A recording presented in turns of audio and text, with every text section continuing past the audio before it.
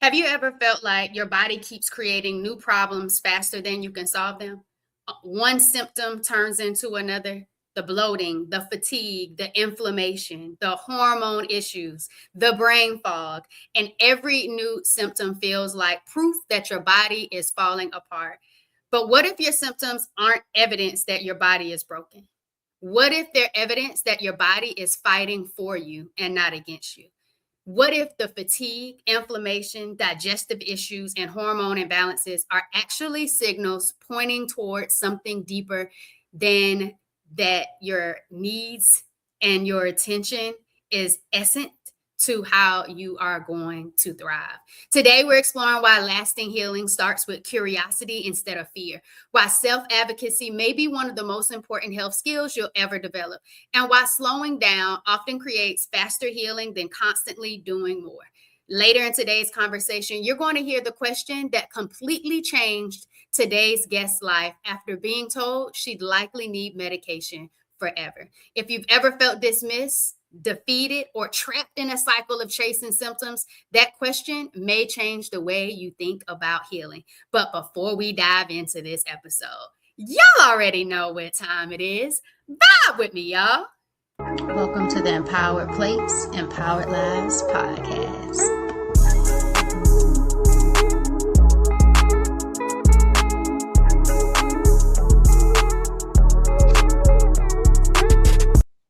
Y'all, welcome back to the Empowered Plates, Empowered Lives podcast. It's your healthy habits and lifestyle coach, Jovonnie, helping women uncover the hidden patterns contributing to pain, fatigue, inflammation, and survival mode so they can regain trust in their body, reclaim their energy, and feel in control again. Because one thing I've learned is this: your symptoms may be physical, but the pattern is often deeper. Today's guest is Jen. Welcome to the Good Vibe Studio, Jen. Oh, thank you so much for having me today, Jovonnie. It is a pleasure to be here. Thank you. You are welcome, y'all. Jen is a certified functional medicine health coach and founder of Compass Health Coaching. After being diagnosed with Crohn's disease and ulcerative colitis and told she would likely need medication for life, she chose a different path. By addressing gut health, mindset, lifestyle, and root causes, she reclaimed her health, came off medications, and has now helped more than 200 clients heal chronic illness, lose weight sustainably, and become advocates of their own healing. Jen, take us back to the moment where you were told you likely need medication for the rest of your life. What was going through your mind, and what was the moment that made you start asking different questions that you probably never even thought to ask? Yeah. So when I was sitting in the office and I asked my rheumatologist, I had already spoken with my gastroenterologist and they put me on medications. And I was with my rheumatologist and I said, "Hey, could I heal these things without being on medications and stuff for the rest of my life?" And he looked at me and said, "No." And truly, the thought that went through my head is, I don't believe you. There's no way. There's no way I'm staying on medications the rest of my life. It is just not me. It's not who I am. And I had been following this woman on Instagram. She had talked about functional medicine, and it was something that I wasn't very overly familiar with. She was a cancer survivor, cancer patient, and she was talking about how functional medicine looked at root cause. And through that interaction, I was like, you know what's it going to hurt me to try? Just to see what I can do and see what they can offer me through functional medicine, through nutrition and lifestyle changes. My mother was a nurse in conventional medicine for 35 plus years. And so that was all I had really known. And then, so when I was introduced to functional medicine, so I went to my rheumatologist in October, made an appointment with my functional medicine health coach for November, and met with her. And with that one call and one appointment, my whole life changed, and for the better.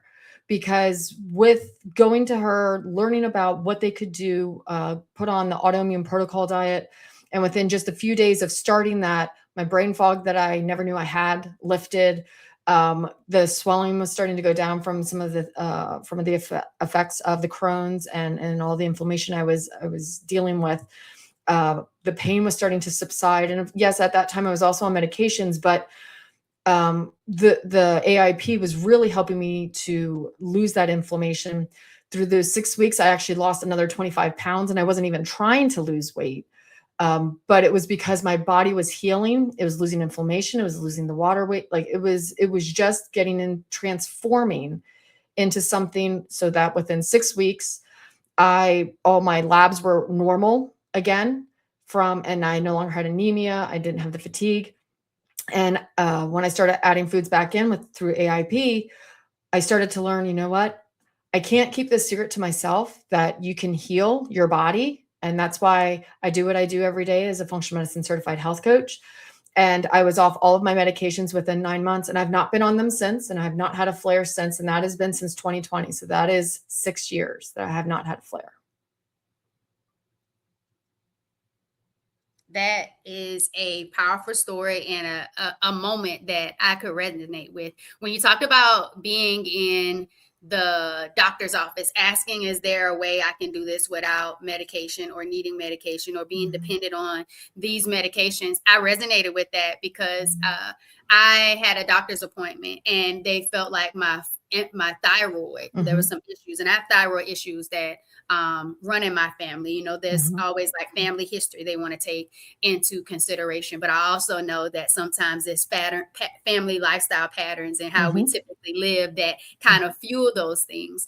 And because I told them I had endometriosis, polycystic ovarian syndrome, adenomyosis, they saw that my thyroid was inflamed. And so immediately saying PCOS, polycystic ovarian syndrome, endometriosis, especially the PCOS part, they were like, oh, well, you need to be on metformin. And I was like, hold on. Labs, because I've been very intentional on changing my life. I've been eating better. I'm on an anti-inflammatory, plant-based diet. I've been moving. I've been intentional about my movement, walking. And so I had really started making changes, Jen, and I was consistent with those changes, that it didn't just happen last week or when they said my thyroid felt a little, inflamed. But she went back and she looked at my labs and she was like, okay, yeah, you're right. The labs look pretty good. You don't need any metformin. Had I not known that I was being intentional on how I was living and changing things after being diagnosed with stage 4 endometriosis, adenomyosis, polycystic ovarian syndrome, and finding 2 small fibroids, I would have just taken whatever they told me to take and what they suggested. But all they heard was a diagnosis and a condition, and they aligned it with medication that has been helping others, or what they typically diagnosed in Western medicine. And what me and Jen are telling you are not to tell you not to take your medicine. Correct. Or go against your doctor. Like, it's your healing, your journey. This is just educational insight on our personal experiences. So do your research, navigate your journey the best way you know how. But I was just like, I wasn't for it, Jen. I did not want to be on medication. Another thing that stood out is your mom is a nurse. My mom's a nurse. And when we started juicing and really getting into walking and doing different things, my mom had already been walking, and she was always on her Facebook, get up, get moving, get your endorphins flowing. Like, she's always been a person that got in, movement. But when it came to juicing, it was a totally different vibe. And then we started adding different things like the sea moss and, being more intentional on plant-based. And when I went plant-based, she was more interested in it. And you could really start telling a difference for her, now going through menopause and different, women's health challenges. And it was just like, you could tell that she never learned those things, the traditional nurse route of what we explored when we go the health promotion route, the lifestyle change route. And I thought that was really nice. Something that I loved is that you talked about your mindset. When you went to that first appointment and you really needed to change things and you went on that autoimmune protocol diet, that didn't sound like an easy shift to take, but you knew in your mind and you had a belief that there was a different way that you could navigate healing outside of the traditional way. You didn't know what that journey was going to look like until you met with that functional medicine doctor that had her own personal health story of being a cancer survivor, to understand that this has a root cause and there's things I can do around lifestyle and nutrition. I love that you said the brain fog I never knew I had. What did that even look like? How did you even resonate with saying, oh, this was brain fog? I didn't even know I had this and it went away. Like, give some ideas, because some people may not even know that's them.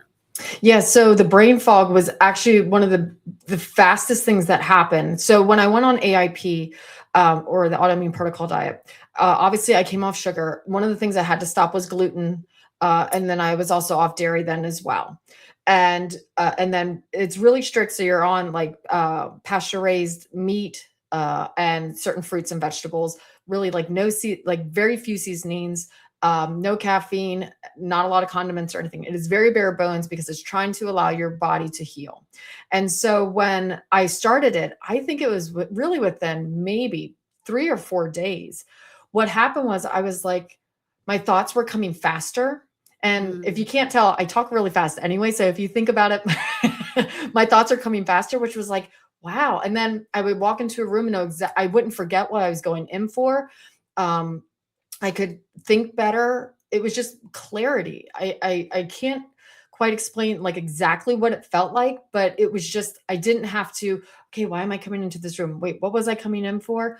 Okay, what was this? All right, what was I thinking about here? It was just like, it was just going, like the synapses were just firing on all cylinders. And I just felt amazing. I just couldn't believe the clarity that I had in my brain. And I think a lot of that came from the sugar and the gluten, like those coming out of my system. And for those that don't know about me, I was a sugar addict my whole life since I was a little girl. So for me not to have sugar, and I've not been on refined sugar since, not in 6 years, and I don't miss it. But for that, without that sugar and without that gluten, my mind was just like running, and it was amazing. I just never knew it could go that fast and that quick. Being a sugar addict, what do you feel like was your biggest mindset shift, your why, your thought behind the sugar? Because even people who are addicts and they're really trying to break away from certain dietary ingredients like sugar or like dairy. There's some people that might be dairy addicts, cheese addicts. I used to love cheese and I definitely love the sugar. What would you say was your biggest shift for you to move towards something and say, I'm not going back to it, and I definitely don't miss it? Because I know there's people who say, well, I'll just get it in moderation, because moderation is better than, continuing to self-indulge uncontrollably. So I think for me, I was in a lot of pain. So that was one of the catalysts for me. I try to tell people, don't wait till you get sick to get healthy, because you have to, if you think about it like rungs of a ladder, you get knocked down like 2 pegs and then you have to go up even further to get healthy. For me with the sugar, I knew where it led me. And I think that was the biggest mindset shift for me. I was in a lot of pain. So I really just wanted to be out of that and start to feel healthy and better again. But for the sugar aspect, I had been that way probably since maybe like 4 years old, 3 or 4 years old. There are pictures of me with, candy in my hands and stuff. And for my mindset, when I was looking at that AIP diet and she said, no gluten, no sugar, none of this stuff. And I had to think to myself, and I was like, you know what? I don't care. I am worth more than that bag of candy that I would get and have in my car. I would have it in my desk. I would eat candy for breakfast. And I was worth more. My health and my well-being and feeling better and not being in pain all the time was worth more than that bag of candy ever was. And that was the mindset shift I had to have, was that I'm worth more than what I think I am or what I thought I was. And I had to put my value ahead of the sugar, in front of the gluten, in front of everything else, because today I wake up and feel amazing every day. And so when I look at who I am now and the woman that I was prior to that November 11th appointment, and I remember the exact day, I remember the exact time, I remember when I started everything, because it was that life altering for me, that I look at myself beforehand and I look like a different person and I feel like a different person.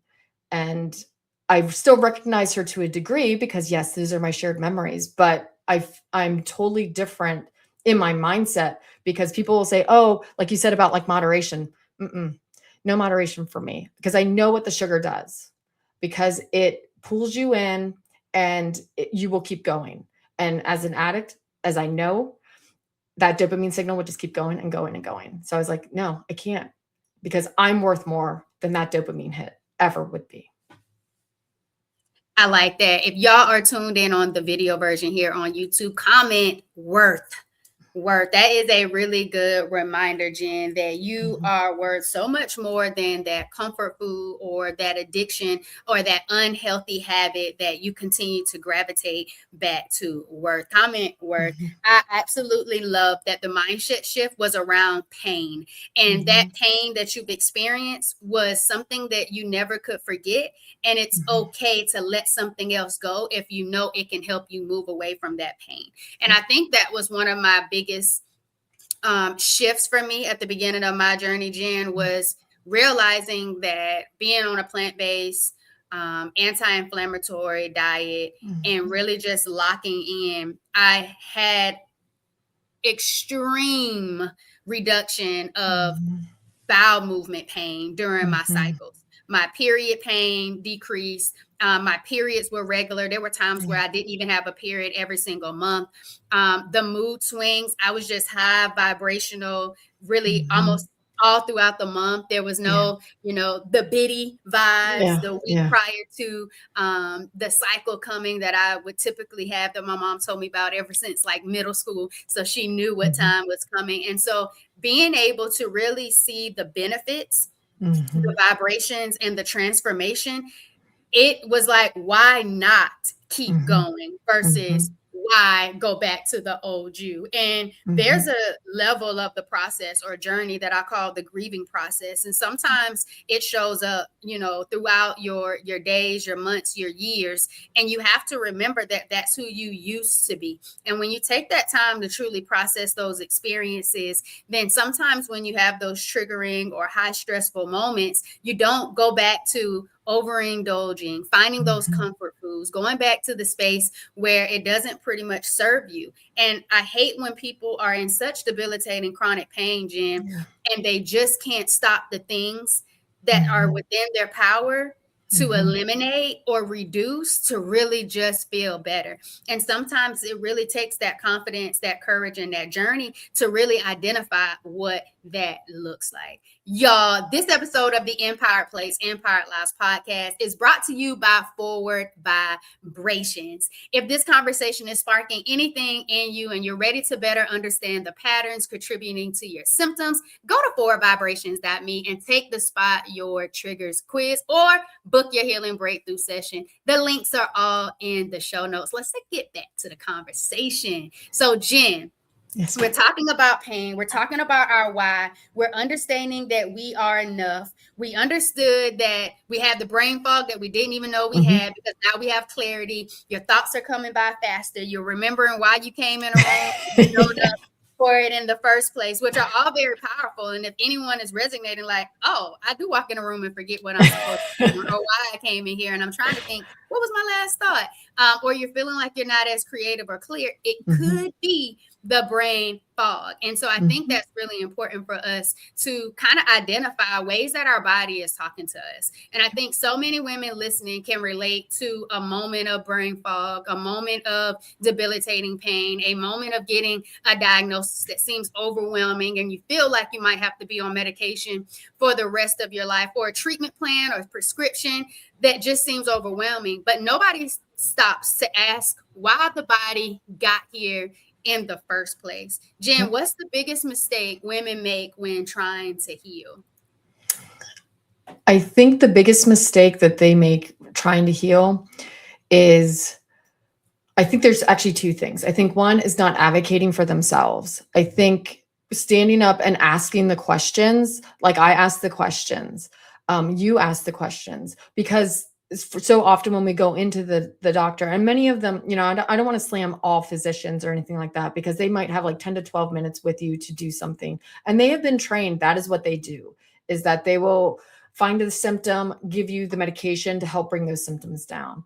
But for me, it was like, but why? Why can't my body heal? And I think the second thing that stops women is their mindset and believing that they can't do it. You can do anything you put your mind to. And truly, your mind can either be your greatest asset in your health journey, or it can be your greatest detriment. But the choice always belongs to you. And the thing, like, if we go back to what I said about my sugar, if I would have said, I'm a sugar addict, I can't give it up, I can't give it up, and kept that narrative going in my head, then I wouldn't have been able to heal myself. But I was sitting there in a room knowing that all the pain that I had felt, all the times that I went to the bathroom, which was up to 22 times a day, going from that and knowing that that was not going to be my future. And if I did want a different future, I had to make a different choice than what I had been making. And I had to tell myself something differently in my head, that the sugar was not something that needed to come along. So really, it's advocation for yourself. And that mindset is such a huge, huge piece of healing.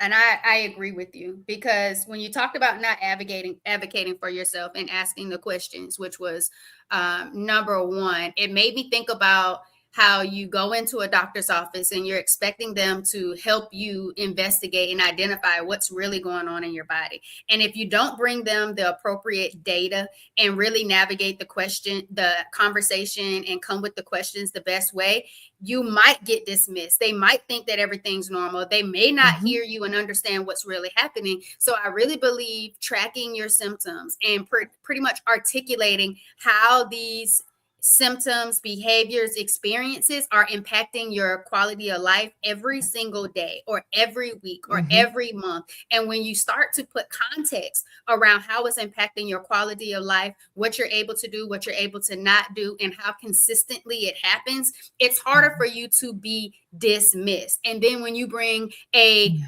witness or a support system person with you, and now they're able to help support you and also articulate what they've been able to see, as well as take notes, it's also holding that healthcare professional to another level of accountability, because now there's someone else that's also advocating along with you. And if you get that not so good news or what's actually happening or what it could be, you might not be able to ask all the right questions and all the things that come to your mind. So having someone else in that room with you to support you throughout is very beneficial. And then the second thing, you talked about mindset and having that belief that I can have a better future. Put mindset in the comments, y'all. Mindset, your thoughts, your feelings, your beliefs. Those things must shift if you want a different outcome, if you hope for a different outcome. You may not know what it actually looks like, but it is something that's possible. And if you just have a little belief that it's possible, that things can change, and you want to feel something differently, that you're willing to do something differently, that mindset piece is huge. You want to have a growth mindset, and it doesn't have to be radical, but it has to be enough to get you to change and do things differently. And I think that's really important. Like you said, it could be an asset or it could be a detriment. That mindset could take you to a whole new future self that you absolutely deserve, or it can continue to keep you in a cycle and stuck in a pattern that's keeping you in survival mode. That's also costing you a lot. It's costing you your health, your habits, and your healing. And so I love that you said, if I want a different future, I have to do some things differently. And I think that's a big transformation that people can start doing today without seeing a doctor or seeing a coach, but just choosing that I want a different future and I'm willing to change some things. Y'all drop the word future in the comments as well. Women come to me trying to fix inflammation, hormone issues, fatigue, digestive symptoms, pain, brain fog. But when we start to unpack their story, we often discover years of chronic stress, survival mode, poor boundaries, processed foods, perfectionism, and self-abandonment. The symptom isn't usually where the story begins. It's where the body finally gets our attention. Jen, is that what you're seeing too when you're speaking with these over 200 clients? Yes. Yes. You know, I think there's a quote out there, and I can't remember the book, but it says that the body keeps the score. And it's so true, because one of the things that I had to realize as I was going through my health journey, like I said, I started with nutrition, but then I had to work on the other parts of my lifestyle habits, which also included exercise, which I was an athlete most of my life. So I just had to wait till I was out of the pain and stuff to do that. But the stress management, and the way that we are emotional regulation, your nervous system, is so critical to our overall health and wellness. About 80 to 90% of every doctor's visit in the United States can be contributed to chronic stress, because the body can only handle so much. And in today's culture, there is stress everywhere. And people are like, oh no, I'm not stressed. I'm like, do you ever have racing thoughts? And they're like, oh, well, yeah. And I'm like, then you're stressed. We have just become adapted to it. It has become our normal. And that's one of the things I ask all my clients in every session is, how are your stress levels? How are your stress levels? How are your, what are some things that are going on? Emotional regulation, that nervous system, that HPA axis, all of those things matter because our body it holds emotion, like in our fascial tissue, and it holds, it can hold trauma. People don't always think about that, but it does. So the body really does hold all the cards and everything that we feel. So like when I was running to the ladies room multiple times a day, that was my body giving me signals. It was giving me signals before that when I was, when I had fatigue, when I had this, and when I had that. I just wasn't paying attention because I was just like, nope, I'm pushing through. And that's what women do so often, is that we just push, push, push. And it's like, no, no, no. We need to take a step back and say, okay, what is my body telling me? Because first it starts with a whisper. You'll see this here, you'll see this here. And then the body's like, okay, then I'm going to shout it out louder. And then you start feeling other things. And then it finally says, all right, we're done here. And then that's where you have bigger issues. And that was where I got my wake up call. My body finally said, Jen, you got to stop. We've got to work on the nutrition, but also that stress management, emotional regulation, and not being a people pleaser, and not shoving your emotions down or pushing things off to the side. All of those things, because women are the highest category for autoimmune issues. And there's a reason as to why.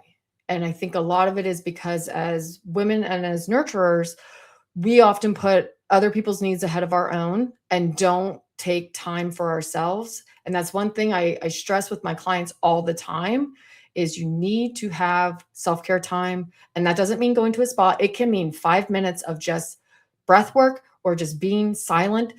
Don't pick up a phone, go sit outside and get some sunshine or whatever works best for you.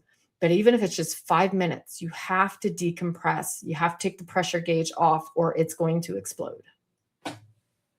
I agree. And you kind of, I was getting excited. I was geeking out because you were really talking about some things that I truly identify with and have those strong beliefs as well. So you talked about nutrition, movement, and stress, and you emphasize 80 to 90% chronic stress is really the dis-ease components to our health issues. And so something that really, and I'm glad you reminded us that our body holds emotion, even if you don't express those emotions and you keep it in and you just continue to push through, the body is still translating and trying to understand what those emotions are, and then they start festering and showing up as different ailments and dis-ease and conditions and messages and ways that it's talking back to you. Some of the survival patterns that I talk a lot about are the push through pattern. A lot of times we're pushing through so much, pushing through the pain, pushing through to get these things done, because a lot of us are mothers, teachers, caregivers, coaches, all these different identities and roles that we take on. And we just continue to push through so much just to make sure that we're productive, to make sure that we're able to show up for everybody else. Another one is self-abandonment. And that's when you brought in the people pleasing. I was a people pleaser as well. And you want to make everyone else happy. And you realize saying yes to everybody else and no to you comes at a cost, a very expensive cost that you don't see initially at the time, maybe during childhood into young adulthood. But once you start hitting those 30s, in those 40s, you start to really start seeing these chronic symptoms and conditions start to show up, and you wonder why. And you say, oh, well, the body just starts breaking down at 30 or 40. No, your body just starts to tell you, I've been in this survival mode pattern for so long. And yes, you chose me to survive things that you had to survive at that particular point in time, but now it's not serving you. It's costing you, and you have to get out of that survival mode pattern. If not, you're going to continue to stay disconnected from yourself. That then boosts that nervous system dysregulation. And so you really dived into some of the top 3 lifestyle survival patterns that I typically see people kind of being their root issues and where some of their symptoms kind of, show up. Yep. And I feel like we don't talk enough about it Mhm. because we think that we're being a higher version of ourselves by, Mhm. Yep. serving in so many different capacities and showing up in so many different ways. And so I'm really glad that you said that, because for me, it took a 4-hour long surgery for me to Mm. understand how I was living was Yeah. fueling the inflammation that caused a large cyst on my right ovary to rupture, that caused that debilitating pelvic pain that almost cost Yeah. me my life while driving. And you Yeah. realize that these things boil down to how you're living. And Yep. that's huge when it comes to how you're living, your thoughts, your feelings, your beliefs, that mindset around life. But then how you're nourishing your body plays a Mhm. huge part, as well as how you're moving through this thing called life. And Mhm. so I think we need to just continue to remind women Mhm. that you need to give yourself permission to heal, but not only, you said it, to care for you. This Yep. journey, Jen, wasn't just a journey for my health, my habits, my healing. It was mostly a journey of self-love, because I had Yep. gotten to a point where I didn't realize the decisions that I was making daily, that wasn't a loving, caring person to myself. Mhm. And I Yep. feel like once you start to love yourself in a different way, you build the confidence and the courage to do things differently, to live life to a different rhythm. And I hope that someone listening to our conversation today will understand that your healing rhythm comes first from your love for yourself. And Yep. I think that's what it boils down. Y'all comment the word love in the comments just to remind yourself to get that self love. Yep. All right. So we talked about 100%. those biggest mistakes, Jim. How do you know when your body is asking for help versus simply having a bad day? So bad day can just be maybe like 1 or 2 days, maybe, or maybe 3, that it's like, not feeling quite myself or feeling run down. But when it becomes chronic, when it becomes every single day is like that. So every single day you're exhausted. Every single day you have pain. Every single day you start, you can't think straight or you have anxiety every single day. So when it has become that, when that is your normal, and if you have one day where you're like, oh, wow, I feel really great, and that's not your normal, then that is where the chronic issues start. And if you can, that's where tracking is very important. I know people don't always love to track things because I understand we're busy, but at the same time, this is where that mindset comes in of loving yourself. And you can't heal a body that you hate. You can't. It is impossible to heal a body that you hate. And you have to love, like you said, you have to love yourself. You have to love who you're becoming, and you have to have a vision of who you want to become. And for that chronic illness, like I pushed through. I started in May of 2020 when I got sick. And then I kept pushing and pushing and pushing. And then finally in August of that year, after months of just pushing through, and I was like, you know what, I need to go see a doctor, because I started to bleed. I started having other issues. And then in September, I was diagnosed. But we just keep pushing, and that it was getting me nowhere except getting worse. It wasn't getting me better. And understanding the fact that if it is your everyday, if that is your daily, then there is an issue with your body. And the reason that I love functional medicine is it's looking for that root cause. It's going to look deeper than just saying, oh, well, all your blood works normal. They look deeper. They ask you questions. They ask you about your family. They ask you about what are some things that you've done in the past, how your mindset is. They really look at your emotional health as well, because they're looking at you as a whole human being, and not just, okay, this could be the digestive system. This could be the cardiovascular system. This could be, something with neurology. They're looking at your body as a whole. And that's why I like it, because your body is not a vacuum, and all of those systems are connected. So if one starts to drop for whatever reason, then the others have to pick up the slack. And then that's where you start seeing other symptoms, because they might be nutrient deficient, and then they're like, hey, we need some more stuff down here. And we're not doing it. So if it's chronic every day, and that's the way you feel all the time, and nobody knows your body better than you do, because you live in it every day.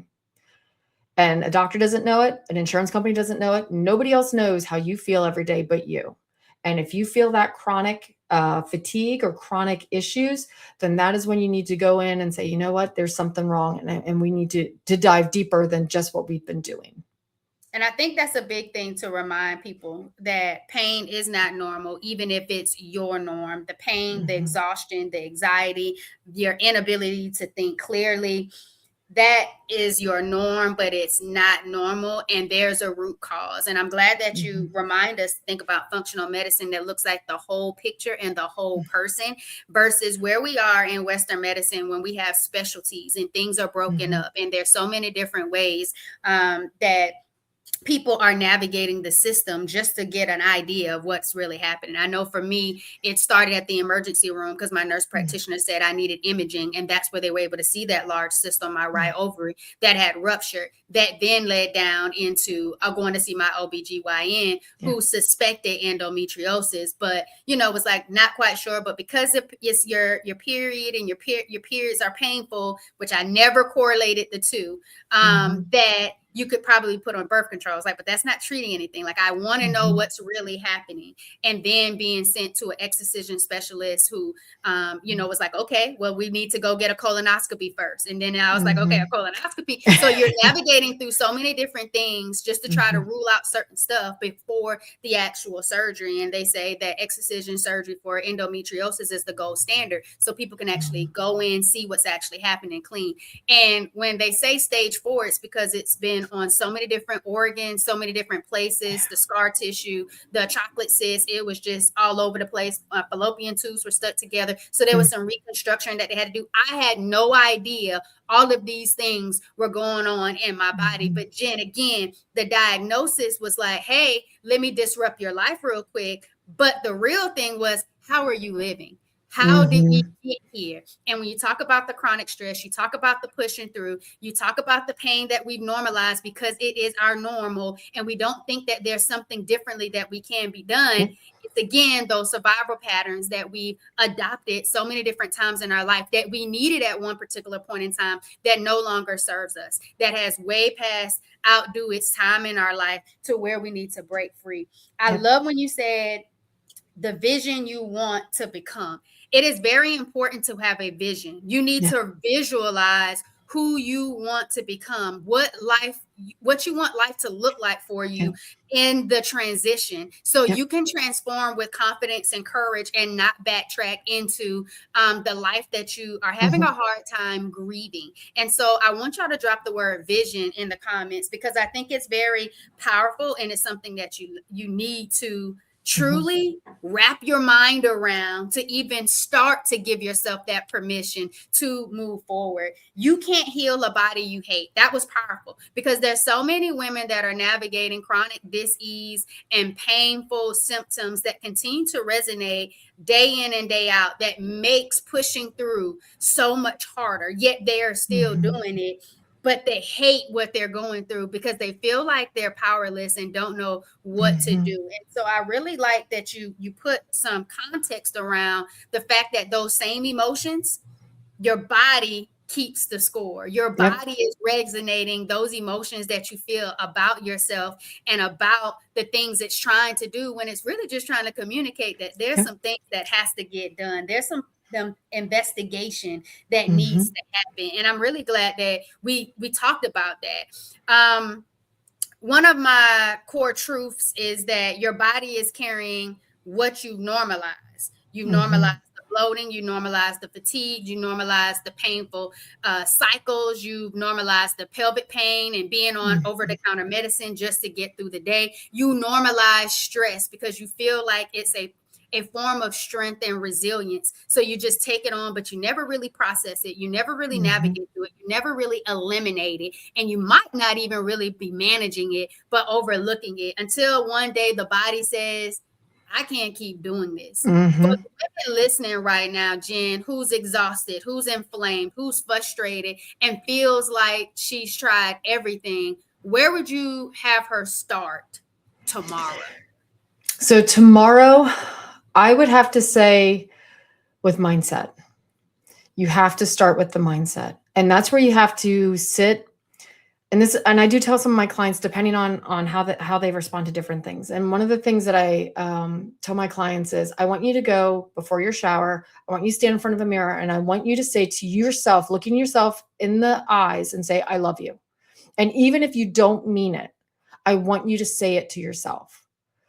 Because the way that we talk to ourselves and the way that we think about ourselves, I ask so many people, I'll be like, so when you say these mean things to yourself, is that something that you would say to somebody else? And I'm like, oh my God, no, I'd never say that. I'm like, then why do you say that to yourself?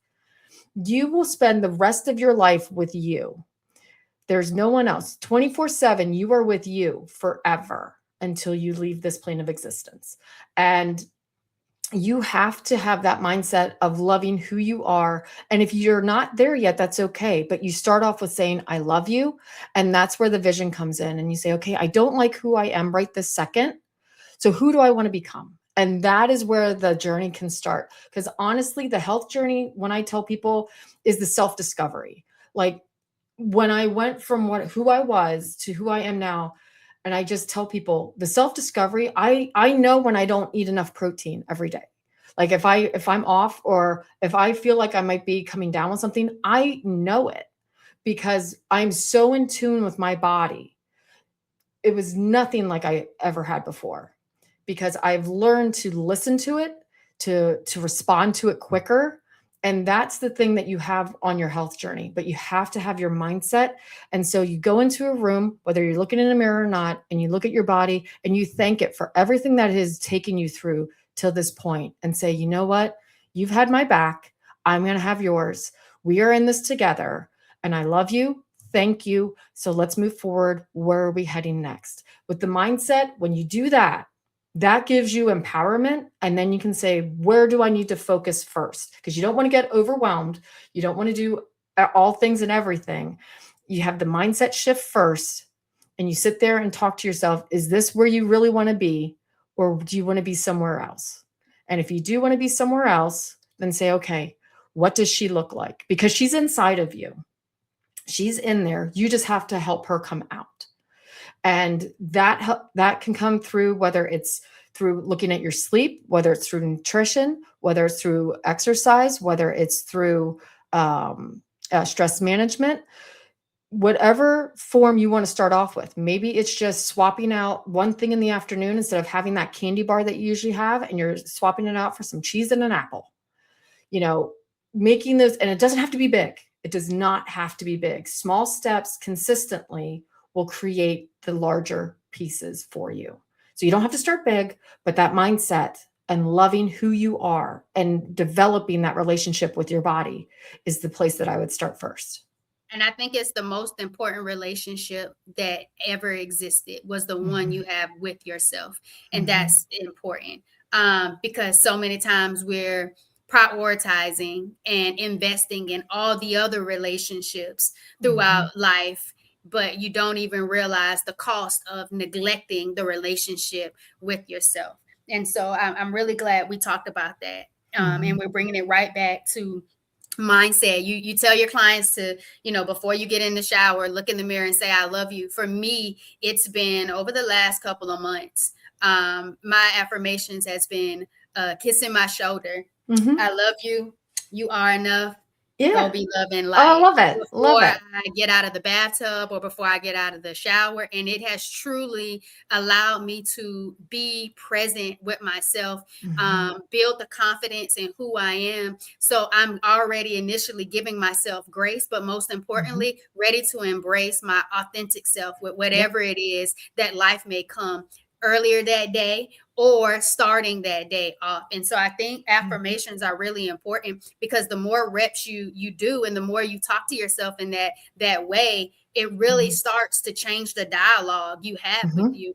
And even as a lifestyle coach, there's times where I feel like, okay, this isn't good. And I might say some things out loud because it's the initial authentic, real thought that has come.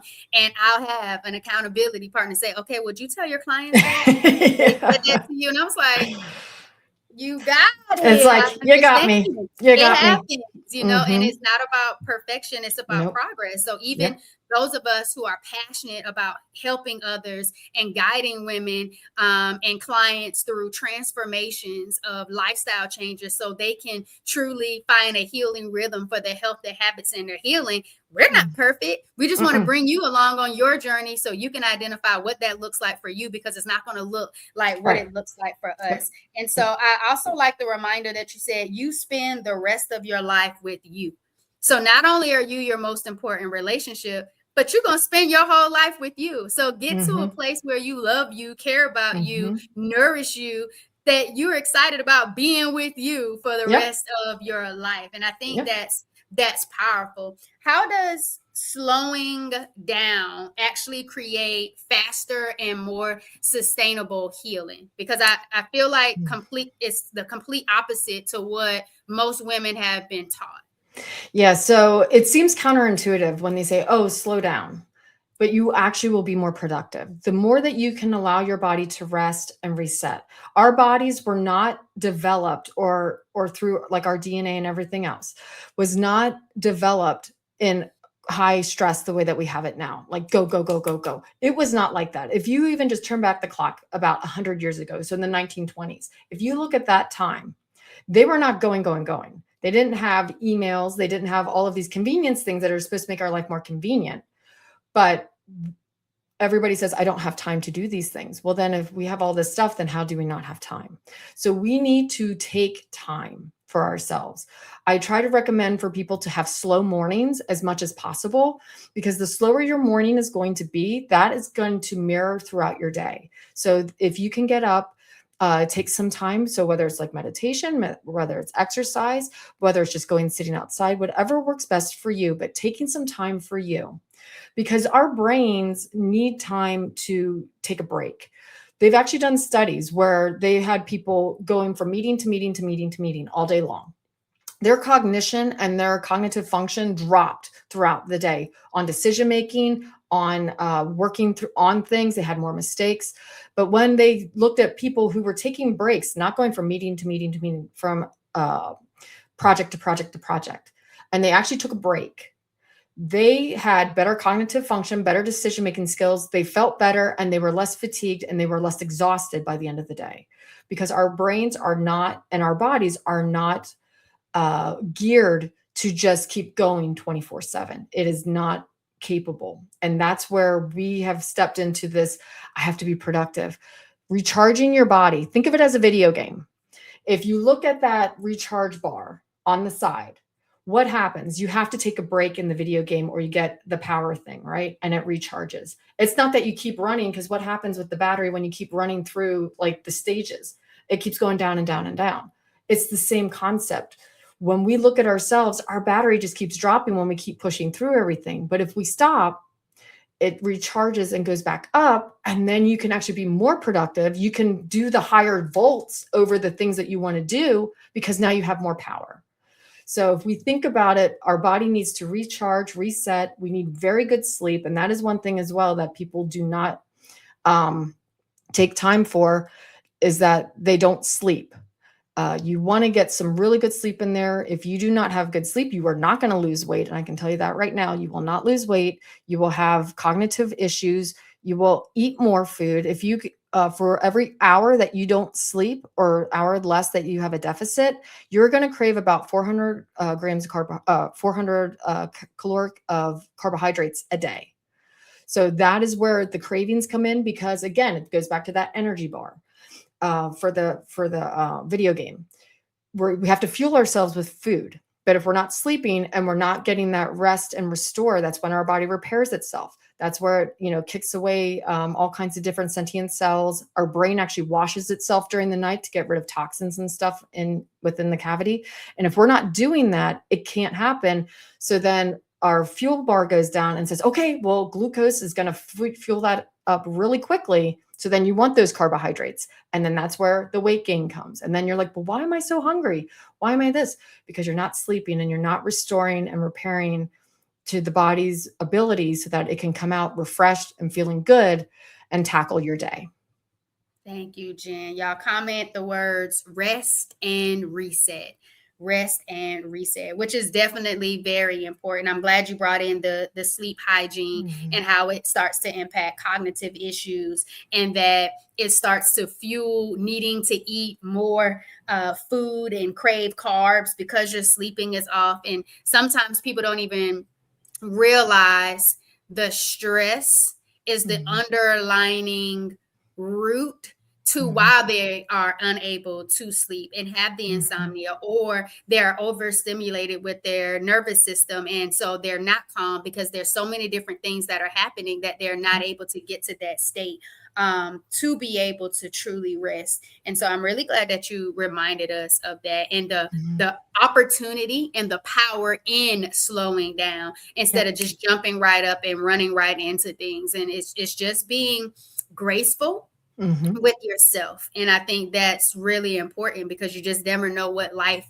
has to offer during that day. So why not be slow and intentional with embracing it? Because I really believe that the body heals when it's in safety and not in a constant state of survival. Jen, if your symptoms could speak, what do you think they'd be asking women to hear? Oh, that's a great question. If the symptoms that I had,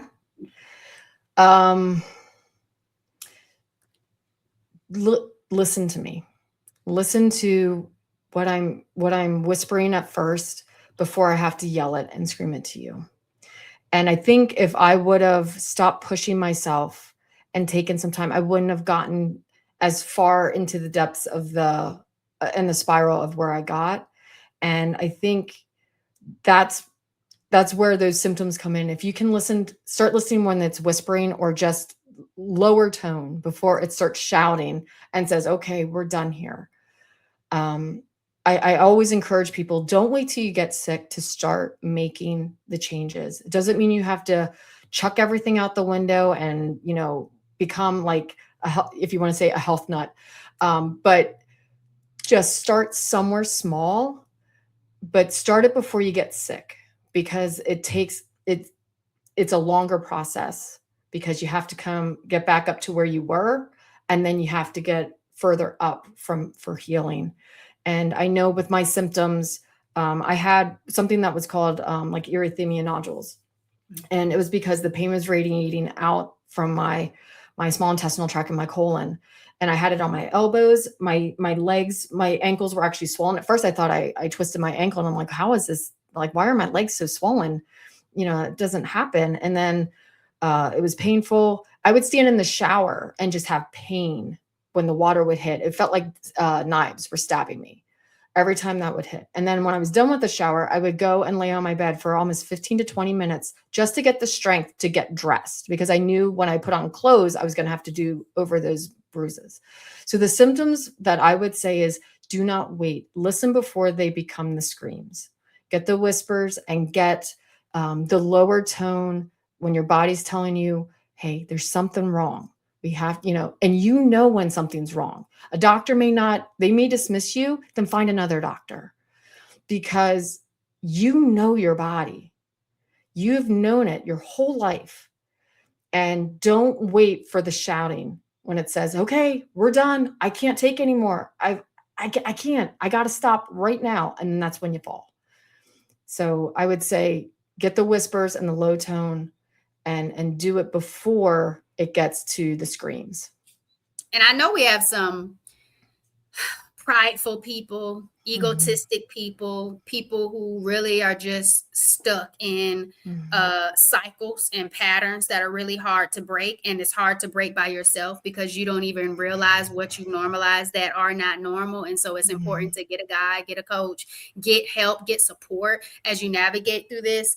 Because sometimes I think it's not just the whispers, the screams, the loudness. Sometimes people have more than one health scare before it truly activates a motivation to truly change. And I feel like sometimes it's multiple screams for certain people. But if you're able to just listen to your body and know that when things are starting to arise, when there's a state of dis-ease or chronic everyday experiences that are not normal, then you really need to identify when are you going to give yourself that permission to tune in and do some things differently. So y'all comment, listen to me. Listen to me. That is what your symptoms are trying to tell you, is to listen to me so you can investigate and go on that healing journey to figure out what that looks like. Jen, we're about to get into the Vitality Sparks round. So that's quick, rapid fire responses. Are you ready? Yep, I'm ready. Here we go. What's one symptom women normalize that they shouldn't? Racing mind. What's one health question every woman should start asking herself? What is really my normal? Complete this sentence. Healing becomes possible when I change my mindset. All right. So give some advice to the girl dads, father figures, role models, partners, spouses, men that are a part of the support system of women and girls dealing with heavy periods, pelvic pain, bloating, fatigue, endometriosis, adenomyosis, polycystic ovarian syndrome, fibroids. How could they better be part of this healing journey for those women? So I would think for a support and a partner or a father figure is to listen and to understand that, when you have an autoimmune issue, you do it so much in silence because nobody else typically knows that you have something, and any kind of chronic illness, because people don't always like to share. And I would say if you start to notice that they become withdrawn or they're not talking, and just sit down and say, hey, are you feeling okay? And if they say no, then listen. And, you may not know what they're talking about. You may not know what they're experiencing, but being there to listen and to understand and just say, you know what, I'm here for you. What can I do to help support you? And to offer that to them, because so that they're not suffering in silence, that they're not carrying that load themselves.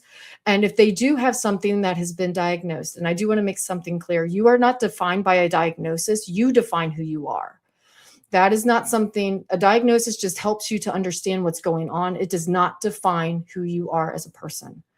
And for those support and caregivers that are in your life, I would say if you don't understand what that person is going through, is to maybe read up on some of the things that they might be feeling, the things that they might be experiencing, so that you can at least gain some knowledge and say, you know what, this is what they're going through. How can I support them? Maybe I make some meals, or maybe I help them. Maybe we work together on exercise, or we work together on making sure our sleep or whatever lifestyle habits. And maybe you do it together if it's a couple. Because that is one of the strongest ways for most women, is if their spouse or their partner comes along for the ride with them and says, you know what, we'll do this together. And that helps just uplift her. It helps her feel supported. But at the same time, it gives her that motivation to say, you know what, he sees me. He sees what I'm dealing with, and he understands. He may not know all of the things that I'm going through, but he values our relationship, and he wants to keep, moving with us. So it would definitely be to listen, and to maybe, if you don't understand what they have, is to maybe do some research on it, so that you have some idea of what they may be going through. I like it. And I think not even just partner and spouses, but even girl dads and father figures, like that Father figures, relationship changes the dynamic when they're able to have a trusted adult navigating and working with you and walking alongside of you as you continue to heal. And so you also get an extra voice in helping advocate for what it is and how it's impacting your life. And I think that's important. So I love that you said listen, but also doing that research, because there's so many other guests that I've had on the Empire Lives podcast that talked about the heavy bleeding, the painful periods, and at a young age, middle school, high school, being told to get on birth control and what that looked like for their body. And, there's some parents that don't know anything else, but if this is supposed to help my child who's in debilitating pain, can't go to school, having issues navigating, and it's been impacted by their quality of life, if this is what the doctor is saying, then go with it, versus really getting information, insights, researching, identifying different ways to better advocate for the the whole body, the whole child, Yep. the whole person, Yep. to really see what's going to be impactful. And for some people, birth control really worked for them and it has helped. And so you have to know what's best for your body, but even as a child. And so I'm glad that you Yep. reminded us of this. Something else that you said, Jen, before we get into the last question, was you're talking about your diagnosis isn't your identity. For me, it was the diagnosis gives direction Yep. after a life disruption. And so when life disrupts and you get this chronic dis-ease or your state that your body's in and you're experiencing these chronic conditions, or you even are diagnosed, it just gives you direction on where you should start on your healing journey. Absolutely. And the journey is everlasting and ever going. Absolutely. And so 100%. I feel like that's a big thing too, because people want to identify in the diagnosis and that's where they stop and they settle. When it's really just a place to give you direction on where to elevate your life. If you could have a meal with any historical figure, who would you choose and what would you all eat? That's a good question. Any historical figure? Well, I would have to say it would probably have to be Jesus, but I think we would have to have some ribeyes in there. So some ribeyes and some nice vegetables in there, and definitely like a fruit of some sort for dessert. But yeah, just to ask some questions and pick his brain for sure. Ribeyes. Yep. With some vegetables and fruit for dessert with Jesus. Go ahead, Jesus. All right. Well, let everybody know where they can find you, where they can connect with you. Yeah, so they can find me at compasshealthcoachingllc.com. You can also find me on social media on Facebook, Instagram, and LinkedIn at Compass Health Coaching LLC. Thank you, Jen. I really appreciate it. Y'all, today's conversation is a reminder that your body isn't broken. Your body isn't betraying you, and your symptoms aren't random. They're information, they're communication, they're invitations to get curious, because healing doesn't begin when we find the perfect supplement, diet, or protocol.